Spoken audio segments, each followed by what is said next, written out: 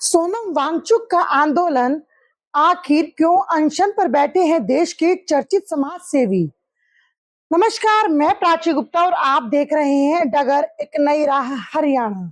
एक ऐसा शख्स जिसने कभी लद्दाख की बर्फीली वादियों में शिक्षा की नई इबारत लिखी, जिसने पर्यावरण संरक्षण के लिए पूरी दुनिया में भारत का नाम रोशन किया, आज वही शख्स एक बार फिर देश की सबसे बड़ी सुर्खियों में है।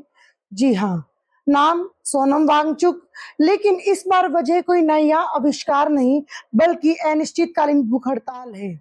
आखिर क्यों अनशन पर बैठे हैं सोनम वांगचुक? उनकी क्या मांगे हैं? सरकार का पक्ष क्या है? अदालत को दखल क्यों देनी पड़ी? और अब आगे क्या होगा? अगले कुछ मिनटों में बताएंगे इस पूरे आंदोलन की पूरी कहानी। सबसे पहले आइए जानते हैं कि आखिर सोनम वांगचुक है कौन।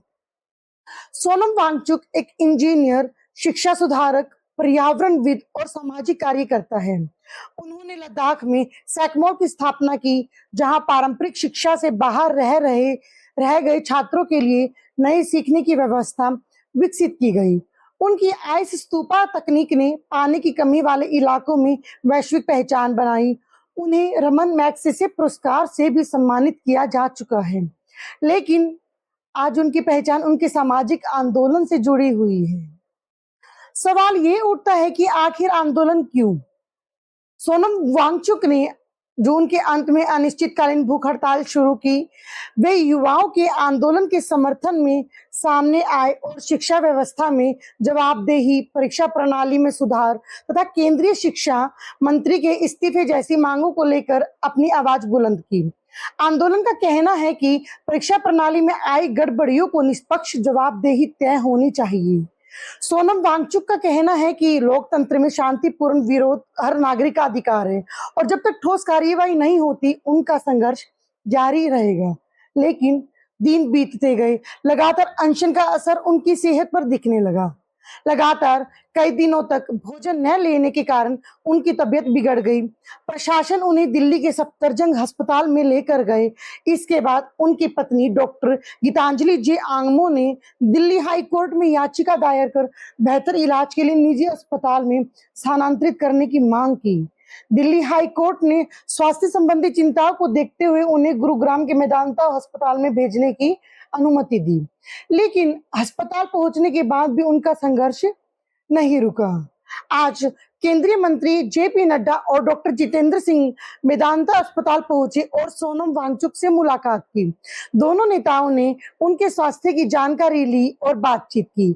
इस मुलाकात के बाद एक बार फिर यह चर्चा तेज होगी कि क्या सरकार आंदोलनकारियों के बीच में समाधान की दिशा में बातचीत आगे बढ़ेगी।